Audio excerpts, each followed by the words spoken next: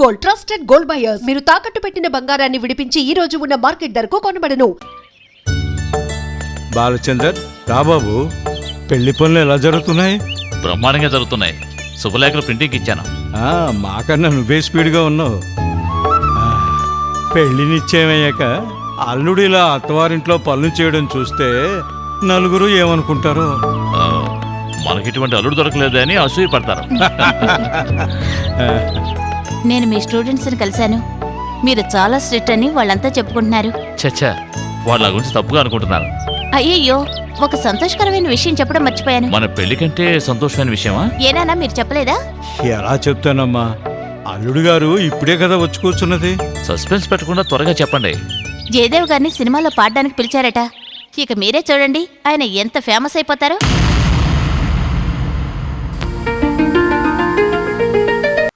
Time అవుతుంది, ఇంకా రాలేదేమిటి? కొత్త దంపతులకి అమ్మ హారతి తీస్తుంది, లేక ఆడపడుచు తీస్తుంది, లేదంటే అక్క తీస్తుంది. వీళ్ళెవరు కొత్తగా ఉన్నారు? మీరు చెప్పిన వాళ్ళెవరు ఈ ఇంట్లో లేరని మీకు తెలీదబ్బా అమ్మా? నేను బామ్మనా? లేకపోతే పడుచుదానివా? ఊరుకో అర్చన, పరిస్థితి తెలియకుండా మాట్లాడుకో. ఇద్దరు మగవాళ్ళు అడ్జస్ట్ అవుతారు కానీ ఇద్దరు ఆడవాళ్ళు మాత్రం అడ్జస్ట్ అవ్వరే. వచ్చేసారు.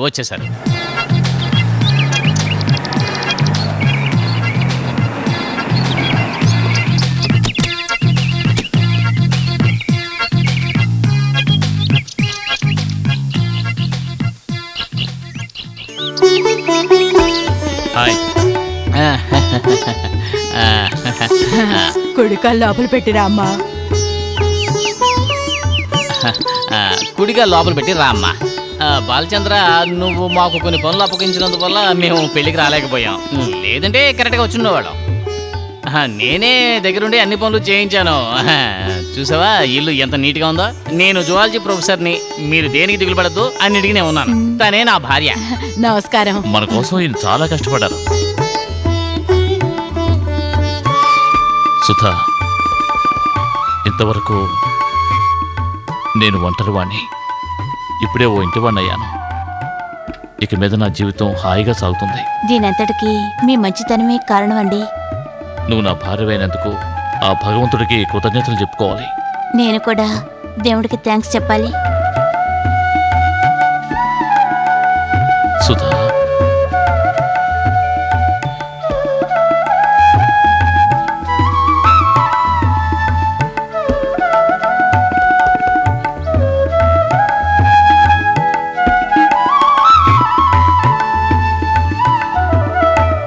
శోభన రోజైతే మాత్రం ఇంత ఆలస్యం చేస్తే ఎలా? ఎదురు చూసి కళ్ళు కాయలు కాచాయి. నాకు మాత్రం ఆశ లేదా? కొంచెం లేట్ అయిపోయింది. ఇప్పుడు నువ్వు నాకు ఎలా కనిపిస్తున్నావో తెలుసా? ఓ దేవతలా కనిపిస్తున్నావు. మొదట్లో ఇలాగేగా కాకపడతారు. అయ్యో, పాలన్నీ పోయాయండి. ఏమిటండి? అయ్యో, ఎవడు వాడు ఈ టైంలో డిస్టర్బ్ చేస్తున్నాడు? నేను వెళ్ళి చూసొస్తాను. హలో, అవును, ఏమిటి? ఏమైంది? అయ్యో, నాన్నా! ఏమైంది సుధా? ఏమైంది మీ నాన్నకి? హలో హలో, ఆయనకి ఏమైంది? ఓ, ఇప్పుడు ఎలా ఉంది? ఎక్కడా? సరే, నేను నాన్నను చూడాలండి. పెడదాం సుధా, ఒక్క నిమిషం.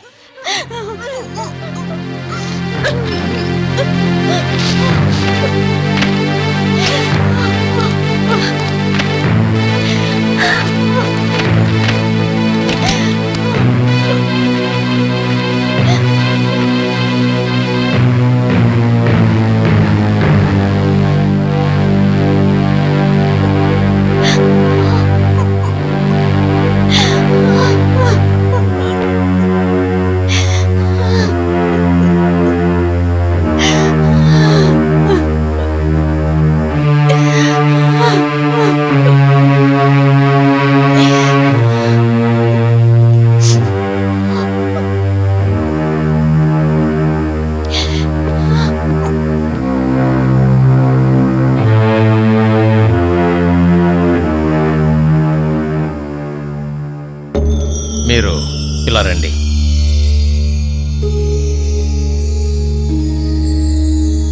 డాక్టర్, ప్రాబ్లం ఏం లేదుగా? నిదానంగా తగ్గుతుంది. స్పీడీ రికవరీకి అవకాశమే లేదు. దాదాపు ఇక్కడ ఒక వారం ఉండాల్సి వస్తుంది. వారం రోజుల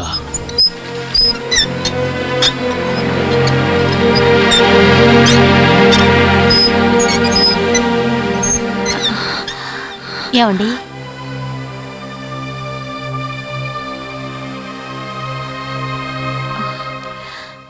మీకేమైనా అర్జెంట్ పని ఉంటే వెళ్ళండి. నాన్నగారిని నేను చూసుకుంటాను. పర్వాలేదు, ఆయన కోలుకొనివ్వు. మా హనీమూన్ అంతా ఆ హాస్పిటల్లోనే గడిచిపోయింది. అదో పెద్ద కథ. 2 వారాల తర్వాత హాస్పిటల్ నుంచి ఆయన డిశ్చార్జ్ చేశారు. సుధా నేను ఇంటికొచ్చాం. వచ్చి 4 రోజులు కూడా కాలేదు. ఈలోగా ఆయనకు మళ్ళీ అటాక్ వచ్చింది. మేము అక్కడికి వెళ్ళాం. ఇంతకు మించి ఇక్కడ మీరిద్దరు ఉండి కష్టపడద్దు. వచ్చి 3 రోజులైంది కదా, మీరు ఇక బయలుదేరండి. మీరు వెళ్ళండి, నేను నాన్న దగ్గరే ఉంటాను. ఆయనకి ఇప్పుడేగా నయమవుతోంది. నాకు చాలా బాధగా ఉంది సుధా. లీవులు కూడా లేవు. వెళ్ళి తీరాలి. మీరు బయలుదేరండి. వచ్చే ఆదివారం వస్తే చాలు. వచ్చే ఆదివారం నువ్వే ఇంటికి రా. వద్దండి, మీరే సండే ఇక్కడికి రండి. సరే, జాగ్రత్త మరి. వస్తానండి. ఆ,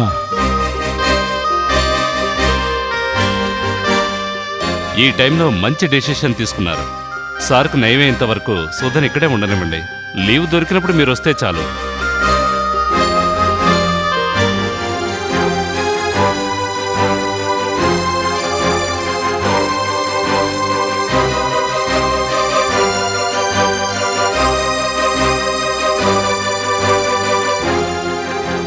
సార్, ఏమిటి?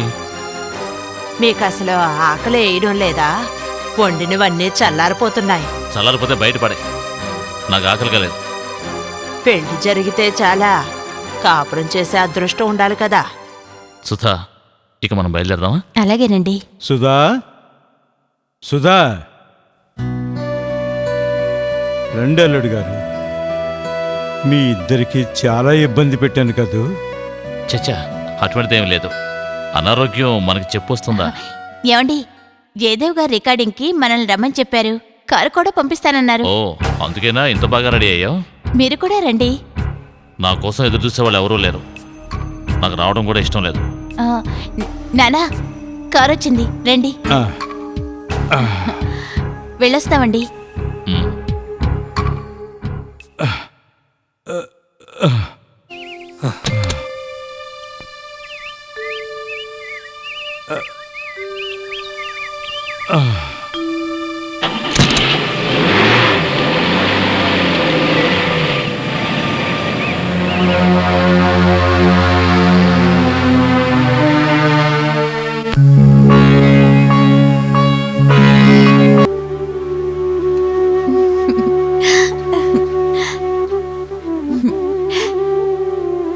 ఏమిట్రా బుజ్జి? ఆ?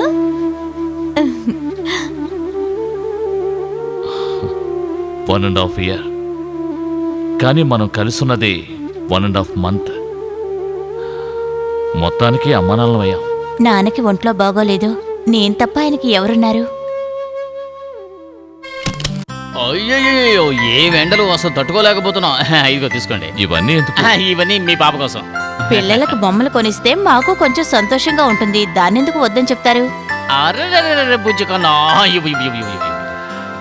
ఎందుకు ఇన్ని బొమ్మలు తీసుకొచ్చారు? ఆ. ఇన్ని బొమ్మలతో ఏం వాడుకుంటుంది? అవును, ఇంట్లో ఎవరు లేరా? బయటికి వెళ్ళారా? ఎవరూ లేరు, నేను ఒంటరిగానే ఉన్నాను. నేను ఇక్కడేగా ఉన్నాను. ఉన్నావు, ఉండి ఏం ప్రయోజనం? ఆడికి అమావాస్యకే కదా వస్తావు. నా కూతురికి వాళ్ళ నాన్నున్నారు. మా నాన్నకి నేను ఒక్కదానేగా ఉన్నది. ఇక్కడికి వచ్చి ఉండను అన్న పట్టుదల ఆయన ఇంకా విడవలేదన్నమాట. అందరూ మా నాన్న మొండితనం గురించే మాట్లాడుతున్నారు. నాకు బాధగా ఉంది. ఎవరూ ఆయన బాధని అర్థం చేసుకోవడం లేదు.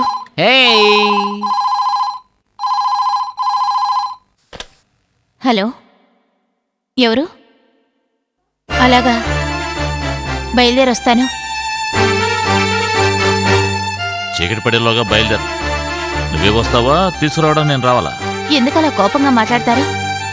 నాన్నకు చాలా సీరియస్గా ఉందట.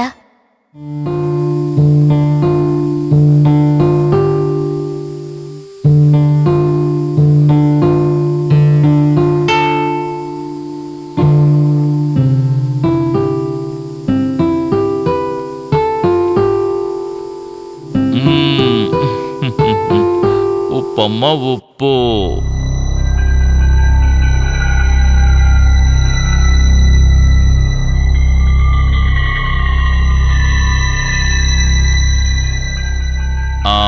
Very good. ఆను అది. పవని, పిలిచారా సార్? సుత వెళ్ళి వారం అయింది. నేను వెళ్ళి తనని తీసుకొస్తాను. పాపని నేను చూసుకుంటాను, మీరు వెళ్ళిరండి సార్. రారా కన్నా. ఆకాశ దేశాన ఆషాఢమాసాన మెరిసేటి ఓ మేఘమా. సుధా, వెంటనే నాతో బయలుదేరు. నేను తీసుకెళ్ళడానికి వచ్చాను. అల్లుడు గారు ఆ, ఆ, వచ్చి కూర్చో బాబు. నేను కూర్చోడానికి రాలేదు, మిమ్మల్ని చూసుకోవడం కోసమే దీన్ని ఇక్కడికి పంపించాను. ఇక్కడికి వచ్చి వీడి కచేరీ వినడం కోసం కాదు. బాలచందర్, ఎందుకు ఇలా మాట్లాడుతున్నావు? నీకేమైంది? సుధా, నువ్వు నా భార్యగా ఉండాలి అనుకుంటే ఈ నిమిషం నాతో పాటు బయలుదేరా. అది కాదండి, నేను చెప్పేది వినండి ప్లీజ్. ఇక నేనేమీ వినదలుచుకోలేదు. రావాలనుకుంటే రా, లేదంటే ఇక్కడే ఉండు. ఏమండి?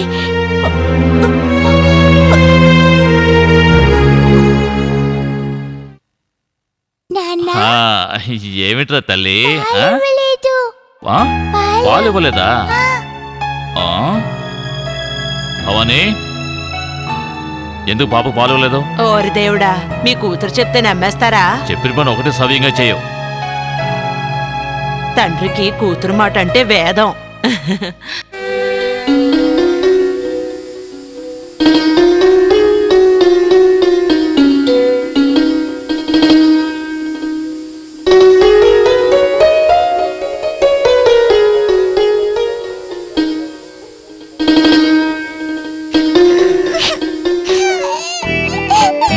అదే, ఏంటి తల్లి ఎందుకు ఏడుస్తున్నావు? లేదు లేదు లేదు లేదు నాన్న. కూర్చో. ఇదిగో ఈ బొమ్మ తీసుకో. ఇదిగో.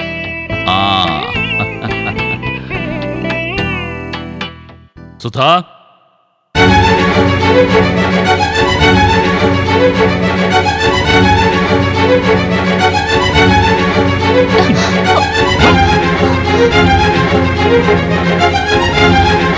చంటిదేమో అక్కడ ఏడుస్తోంది, నువ్వేమో ఇక్కడ కూర్చుని పాట వింటున్నావా? అసలు మీకేమైంది? పిచ్చి పట్టినా? అవునే, నువ్వే నన్ను పిచ్చివాణి చేస్తున్నావు.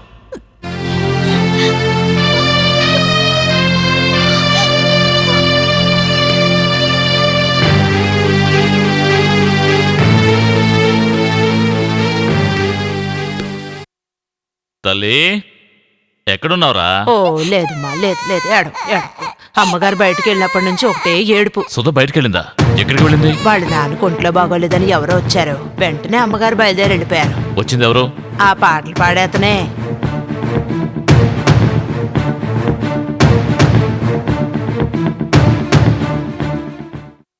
బాగా విచారించిన మీదట మీరు గాని మీతో పాటు ఉన్న జయదేవ్ గాని ఒక సవ్యమైన జవాబు ఇవ్వని కారణంగా, మీరు జయదేవ్తో అక్రమ సంబంధం పెట్టుకున్న కారణంగా నా క్లయింట్కి సరి అయిన ఆధారం దొరికింది.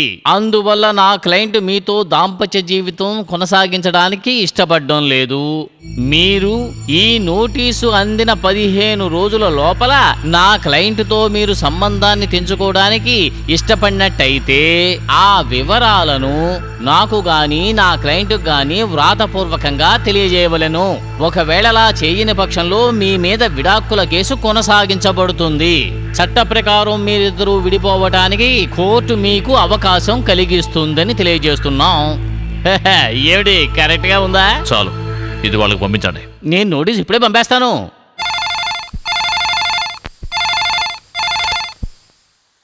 హలో, అవును. ఇప్పుడు సరే, నేను వస్తున్నాను.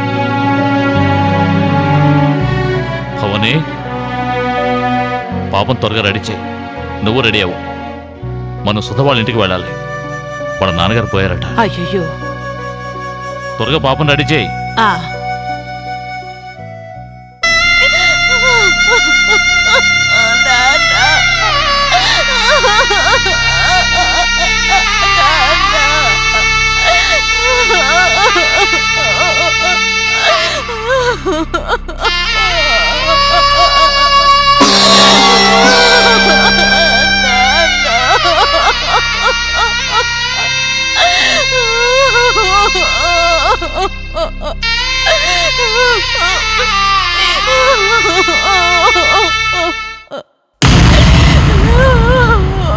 అందరూ వచ్చేసరిగా ఇంకా ఎందుకు ఆలస్యం? జరగాల్సింది చూడండి.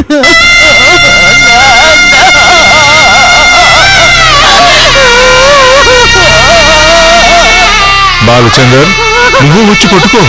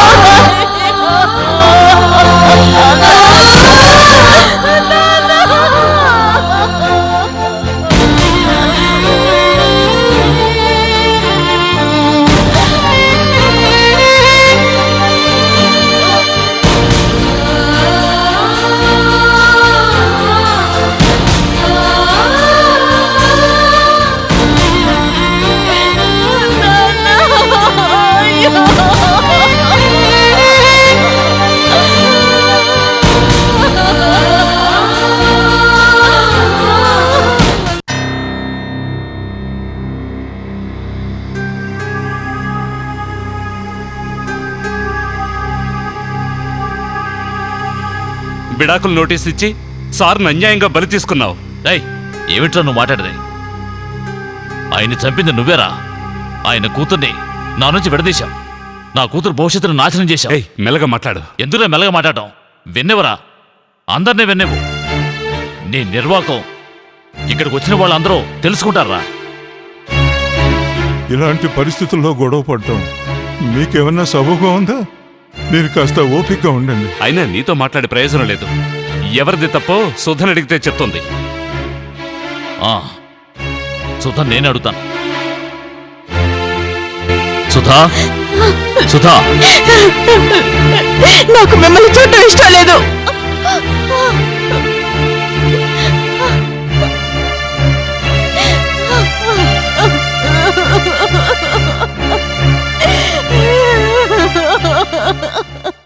నన్ను చూడటం ఇష్టం లేదని నా ముఖం మీదే చెప్పింది. కాసేపు అక్కడే నిలబడి ఆ తర్వాత వచ్చేసాను. ఆ తర్వాత నేను తను చూసింది కోర్టులోనేనమ్మా. అక్కడ మేము చట్ట ప్రకారం విడిపోయాం. సంతకం పెట్టేటప్పుడు కూడా మీ అమ్మ ఎక్కెక్కి ఏడ్చింది. అప్పుడు నేనున్న మానసిక స్థితిలో అదేమీ నేను పట్టించుకోలేదు. నాన్నా, చాలా పొద్దుపోయింది, వెళ్ళి పడుకోమ్మా.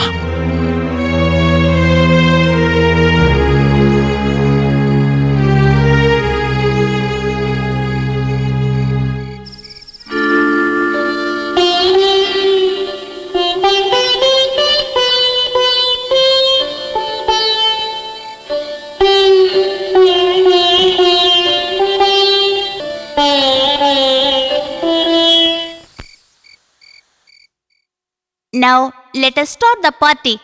ఆహ్వానితులందరూ పార్టీని ఎంజాయ్ చేయండి. సరేరా, బాయ్.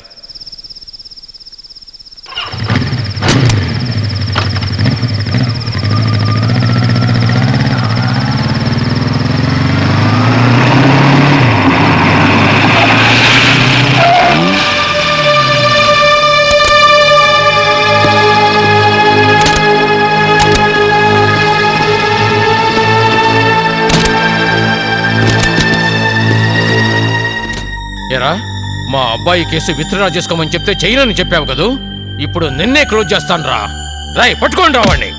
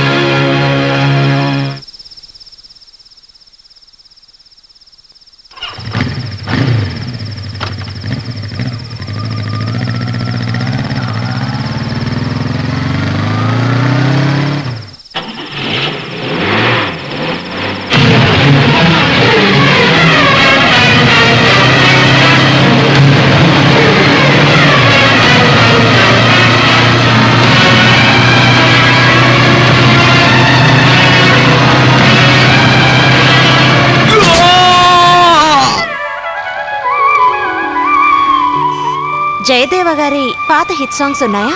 ఉన్నాయండి.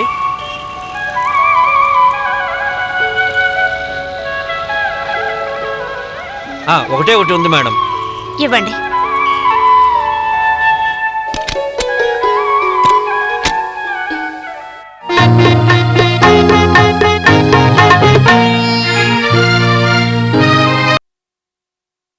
నాన్న, నేను రేపు అమ్మని చూడ్డానికి వెళ్తున్నాను.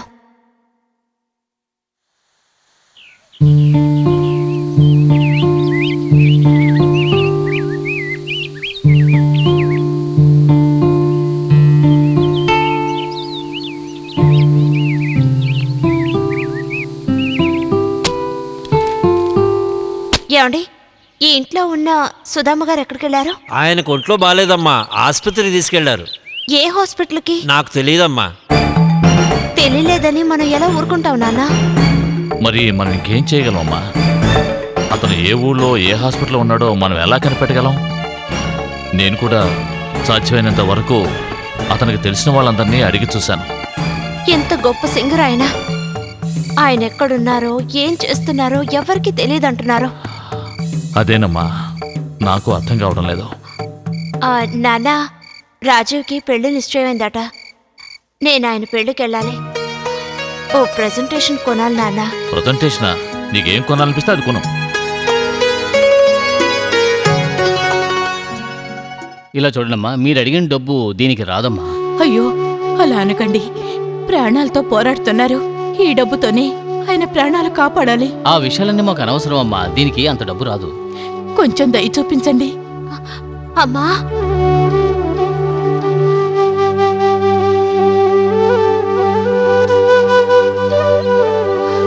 దాన్ని నమ్మొద్దు.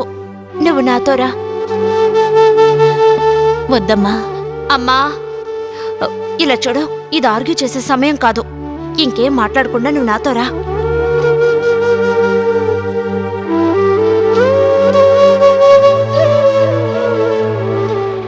నేను నిన్ను వెతుక్కుంటూ ఇంటికి వెళ్ళానమ్మా. ఇంటికి వెళ్ళావా? ఇంట్లో ఎవరూ లేరుగా? అవునమ్మా, జయదేవ్ అంకుల్ ట్రీట్మెంట్ గురించి మాట్లాడదామని వచ్చాను. కానీ అంతలో నువ్వు హాస్పిటల్కి వెళ్ళావని అక్కడున్న వాళ్ళు చెప్పారు. అలాగా? ఏ హాస్పిటల్కి వెళ్ళారో తెలియక నేను చాలా టెన్షన్ అయ్యానమ్మా. అప్పుడే అనుకోకుండా నేను షాప్లో చూశాను. దేవుడు మనిషి రూపంలోనే సాయపడతాడని విన్నాను. అది నిజమేనమ్మా.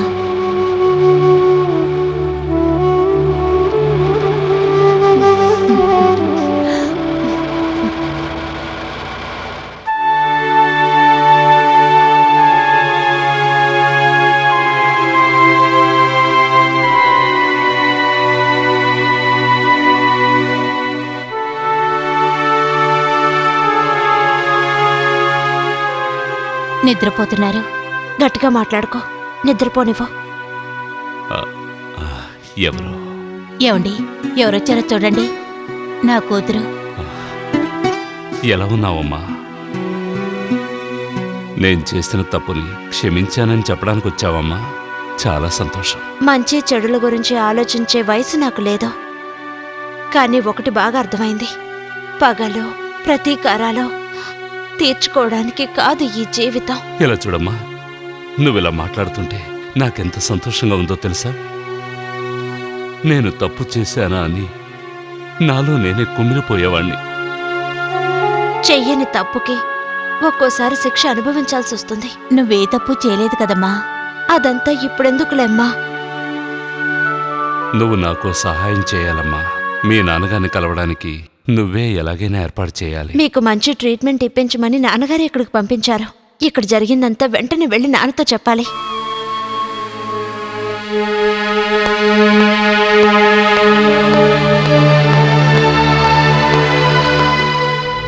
మీరు ఇక్కడ?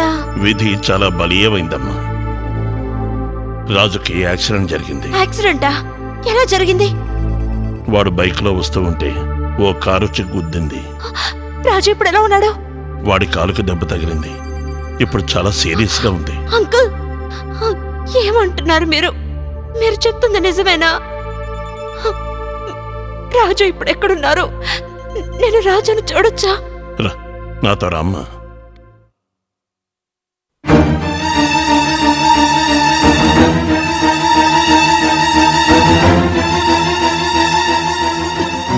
రాజు,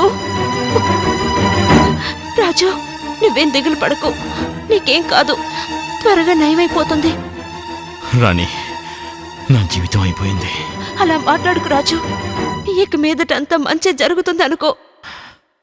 బాధగా ఉంది. ఒక్క కాళ్ళతో బతికే కన్నా చావడమే మేలనిపిస్తోంది. ఏంటి రాజు ఇది? చిన్న పిల్లాళ్ళ. నా పరిస్థితి నీకు తెలీదు. సరే, వదిలేసి. రాజు, విరక్తిగా మాట్లాడుకో. దేవుడి నిర్ణయాన్ని మనం మార్చగలమా చెప్పు? అంకుల్, డాక్టర్ ఇప్పుడు రాజు పరిస్థితి ఎలా ఉందన్నారు? గాయాలు పూర్తిగా నయమయ్యే వరకు ఇక్కడే ఉండాలని డాక్టర్ గారు చెప్పారు.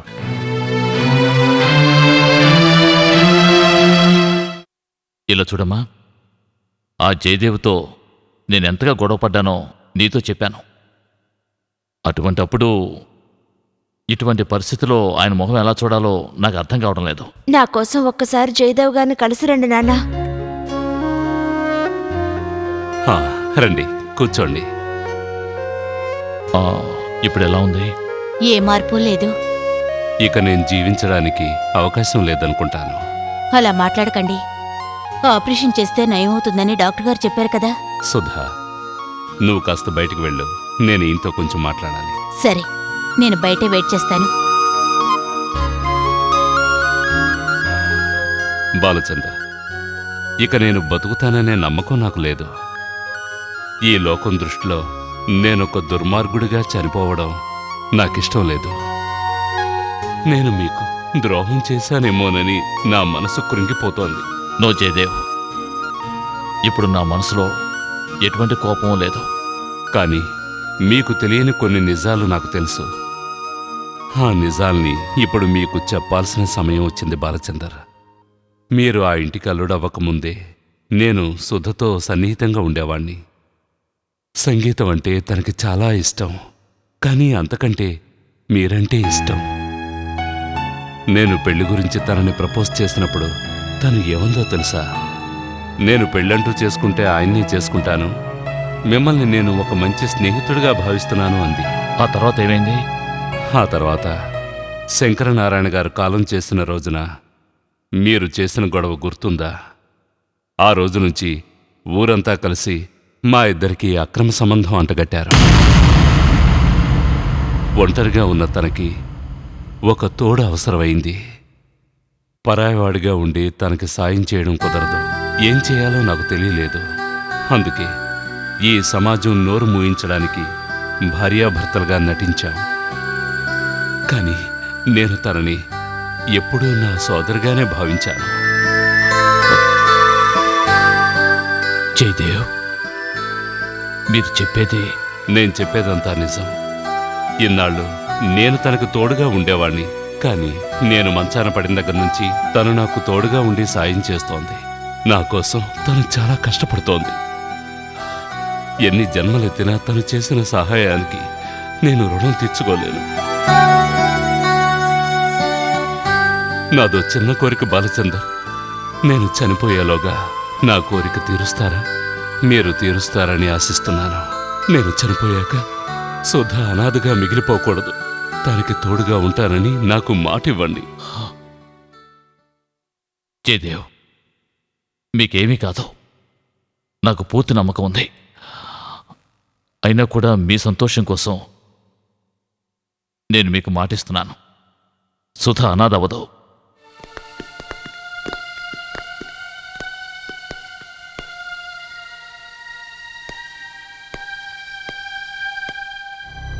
అంకుల్, ఏమైంది అంకుల్? ఏం లేదమ్మా.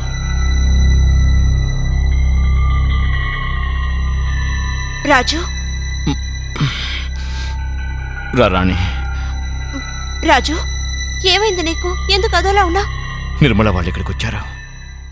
పెళ్లి క్యాన్సిల్ చేశామని చెప్పారు. ఒంటి కాలితో ఉన్న నాకిచ్చి తన కూతుర్ని పెళ్లి చేయనని నిర్మోహమాటంగా చెప్పేశారు.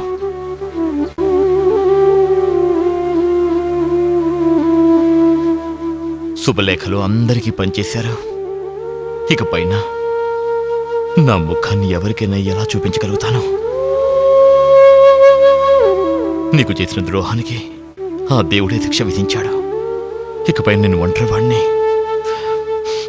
నన్ను క్షమించు రాణి, నువ్వెక్కడికి వెళ్ళిపో. ఎందుకు ఇలా విరక్తిగా మాట్లాడుతున్నావు రాజు? రాణి, ఇక నాకు ఎవరున్నారు? ఇలా మాట్లాడుకు రాజు. నీకు నేను లేనా? రాణి, నువ్వేమంటున్నావు? అవును రాజు, నా మనసులో అప్పటికి ఇప్పటికీ ఒకరే ఉన్నారు. అది నువ్వే. ఏంటి, నువ్వు నన్ను ప్రేమిస్తున్నావా? నువ్వు చెప్పేది నేను నమ్మొచ్చారాని? తప్పకుండా రాజు. నిజంగానే చెప్తున్నావా? మనకి పెళ్లి జరుగుతుందంటావా? తప్పకుండా పెళ్లి చేసుకుంటాను. రాణి, నీ విశాల హృదయం ముందు నేనేమీ కాను. రాణి, నీకు నేను ఎంత ద్రోహం చేశాను. మీరు అంగీకరిస్తే మీకు నిశ్చయమైన అదే ముహూర్తానికి మన పెళ్లి జరుగుతుంది. రాణి,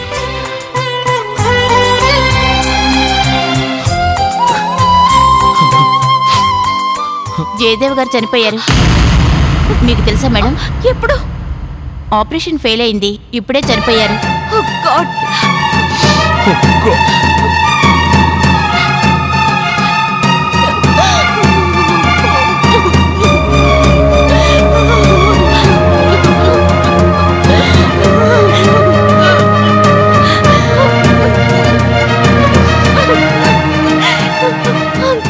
పదమ్మా.